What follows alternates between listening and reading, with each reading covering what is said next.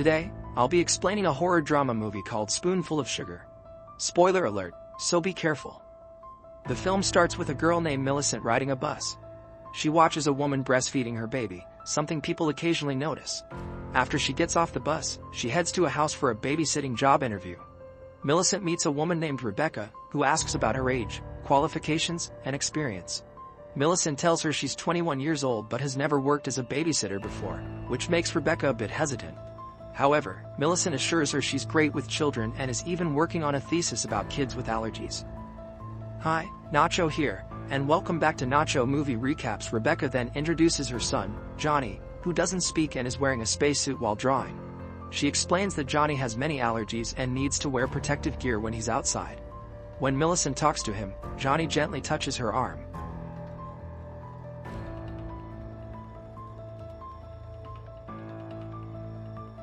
Seeing this, Rebecca is stunned and comments that he seems to like her. She then hires Millicent and informs her that, apart from the babysitting, she'll be required to do light housework. Rebecca is an overworked author with a new book about to be released, which is why she needs help at home. Later, while walking around the house, Millicent notices Johnny's carpenter dad Jacob working in the distance. She is smitten by the sight of the shirtless man, and he soon approaches her to introduce himself. As the two are talking, Rebecca suddenly arrives and asks her husband to put on some clothes, but he responds by shamelessly attempting to touch her in front of Millicent, causing an awkward situation. Later, when returning home on the bus, Millicent is accidentally touched by an older man, which makes her nervous. She then begins to imagine herself being intimate with a horned creature. When the bus stops, she rushes out and takes a few drops of LSD, which calms her down. Millicent then heads to an appointment with her therapist, Dr. Welsh. He suggests that they reduce her medication dosage, since it can cause hallucinations. During this time, Millicent hallucinates mutilated hands moving around the room, but she assures him that she's fine and wants to continue the medicine. Afterwards, she opens up about her longing for family and describes how she has been abused by her foster fathers throughout her life. She also shares her hatred for people who are ungrateful to their children and don't pay attention to them. Millicent confesses that she's prone to violence, but the doctor disagrees. He tells her that women are incapable of violence and regards her as an empathetic person who just wants to be a good mother. In another scene, Rebecca and Jacob are making love at home. When she asks him to choke her, the man proceeds to do so but immediately pulls back and says he can't do it. He explains that since she's a mother now, he sees her in a different light. At this moment, they hear Johnny screaming in his room and rush to help him. Rebecca tries to calm him down, but the boy fiercely hits his mother. She then notices a chocolate wrapper and realizes that it must have triggered him, as he's allergic to sugar. As a result, she scolds her husband for keeping the chocolate there, but Jacob claims that their son doesn't have any allergies. Johnny is actually mentally ill, which makes him a danger to himself and others. Jacob states that he has found a facility that cares for kids like him and suggests putting him there. However, Rebecca refuses to abandon her son to strangers. The next morning, we see Millicent and her foster father Roger having breakfast together. She begins talking about her new job and claims that the family's dad seems like a good guy, with a good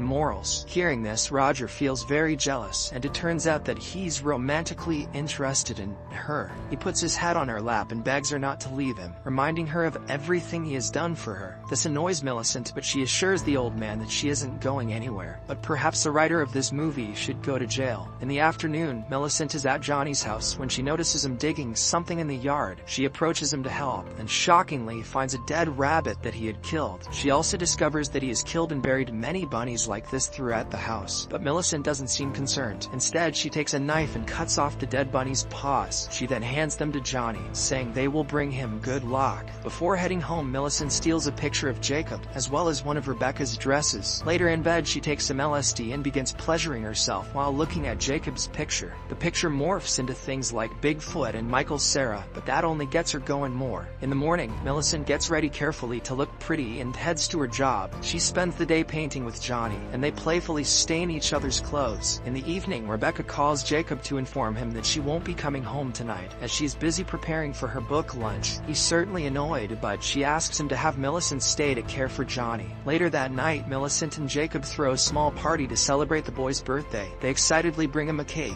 but upon seeing the candles, Johnny becomes terrified. He begins screaming, so Millicent comforts him and takes him to his room. Later, when the boy finally falls asleep, Millicent decides to go home, but she soon comes across a drunk Jacob and they start talking. He then suddenly gets very close to her and tries to make a move. However, they are interrupted by the arrival of Johnny, who is wet himself. Early the next morning, Rebecca returns home and immediately goes to check on her son. She lies down with him and wishes she weren't so afraid of him, but when she gently touches him, Johnny suddenly becomes aggressive and hits her again. Feeling distressed, Rebecca goes to the bathroom and injures herself with a blade. We also notice several scars on her body, indicating that this isn't the first time she has hurt herself. The next day, Millicent takes Johnny to a place she used to visit often when she was a kid. They lie down together on the ground and she suddenly takes off his astronaut helmet, which terrifies the boy. However, the babysitter assures him that he has no allergies, as they're all made up by his mother. She urges him to breathe, and when he does, he's shocked to realize that he's still fine. The scene then cuts to Millicent's therapy session, where she starts crying out of nowhere. She leans against Dr. Welsh's shoulder, wondering if she'll ever have a family of her own. Millicent then abruptly vomits on his clothes, making them all wet. This embarrasses her greatly, and she apologizes, but the doctor assures her it's fine. As soon as he leaves to change his clothes though, Millicent steals some LSD bottles from his drawer. The next day, Johnny's parents go on a dinner date, leaving him at home with Millicent. Later, the babysitter gives him some LSD drops, claiming that they will help him see things more clearly. She asks him not to tell his parents, and he agrees without hesitation. Soon after, both of them begin getting high, dancing and having fun around the house. They eventually run through the streets without Johnny wearing his usual spacesuit. But shortly after, the parents return home and nearly hit Johnny with their car. This makes Rebecca furious, and she scolds Millicent for letting her son run in the streets, and without his protective gear. To make matters worse, Johnny starts vomiting up candy, something Rebecca had forbidden him to eat. She continues to yell at Millicent, but then Johnny speaks up for the first time and says, "Mommy." This leaves everyone shocked and happy as well. However, things take an awkward turn when Johnny rushes into Millicent's arms, implying that he considers her his mother. In a fit of rage, Rebecca snatches her child back and orders Millicent to stay away from their lives. Once inside, she angrily demands that Johnny speak again, but he doesn't say anything. "Give me some acid first." She tearfully informs him that she's his real mother and begs him to talk to her, but to no avail. Meanwhile, Jacob is dropping Millicent off at home, and she's very upset that she messed everything up. However, he assures her that it's not her fault and that he's thankful that Johnny spoke for the first time because of her. In this vulnerable moment, Millicent sits on his lap and begins kissing him passionately. Jacob also kisses her back, and the two eventually make love in the car. Later, when Millicent returns home, she is confronted by Roger, who is upset that she's late. He then reminds her of their deal, in which she agreed to sleep with him once she turns 18. It turns out that Roger even killed his wife so that he could be with the young girl. Hearing this, Millicent apologizes and says she knows he has been patient with her, and it is now time to repay him. She then gets down on her knees and starts unzipping his pants. The old man is excited, but to his shock, Millicent suddenly begins choking him with his belt and kills him. She then throws his body into a pool where Roger's wife's rotting corpse is already lying.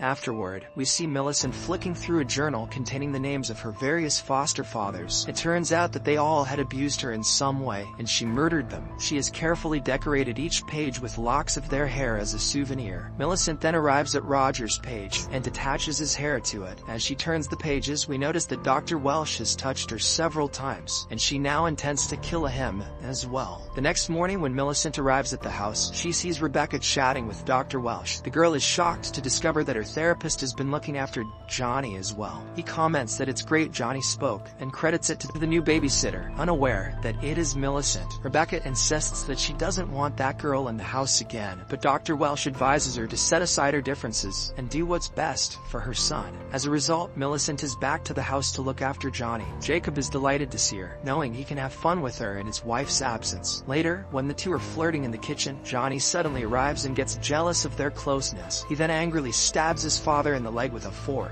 injuring him. Seeing this, Millicent quickly takes Johnny to his room and tells him that he shouldn't hurt his dad like that. She instead hands him a flick knife and urges him to kill Rebecca when the opportunity arises. Millicent assures him that once she dies, the three of them can finally be a happy family together. Later, Millicent is working in the garden when Jacob arrives and immediately begins making love with her. He even aggressively chokes her, something he couldn't do with his wife. However, unbeknownst to him, Johnny is angrily observing them from the window. Later, Rebecca and Johnny are drawing together when she notices him drawing multiple sketches of Millicent and Jacob living large in Bone Town in the garden. This infuriates her, and she immediately throws all the sketches away. She then asks Johnny if he likes Millicent more than his mother, but the boy doesn't respond. The next morning, Millicent decides that she won't take LSD anymore, as she feels cured now. She admits that whatever she's doing is solely for Johnny, so they can be forever together. We then see Dr. Welsh lying dead on the floor, foaming from his mouth. Millicent approaches him and admits that she initially thought he was different from the others, only to be proven wrong. Later, she arrives at her workplace, but Rebecca informs her that they no longer need her. Despite this, the babysitter attempts to forcefully enter the house, but Rebecca stops her and shuts the door. Afterward, she approaches her son and explains that she'll always be there for him, regardless of what he is. To her shock, the boy suddenly stabs her in the hand, causing her to scream in pain. Rebecca then locks her son in the room and angrily goes outside with a knife. Meanwhile, as Millicent is trying to get inside through the back door, she comes across Jacob. She asks if he loves her, but he makes it clear that she doesn't mean anything to him more than a fling. Despite this, the babysitter doesn't give up and begins to seduce him. They soon begin making love, and during this time, Millicent asks him to get rid of his wife so the three of them can live as a happy family. Just then, an incensed Rebecca shows up and immediately stabs Millicent in the back. This prompts the babysitter to run for her life, but Rebecca continues to follow her. Not long after, Johnny arrives outside with the flick knife in his hand. Millicent feels relieved to see him and urges him to kill his mother, but to her utter shock, Johnny begins stabbing her repeatedly until she dies. Jacob urges his son to stop, but Rebecca stands by and watches the whole scene in amusement. In the final scene, we see the couple burying Millicent's body in their backyard. Despite the entire drama, the only thing that upsets Rebecca is the fact that she has to find another babysitter. She comments that if their son keeps doing this, she'll have to write another book to purchase more plots of land. As the movie concludes, we see Millicent buried underground, alongside the previous babysitters, who met the same tragic fate at the hands of Johnny.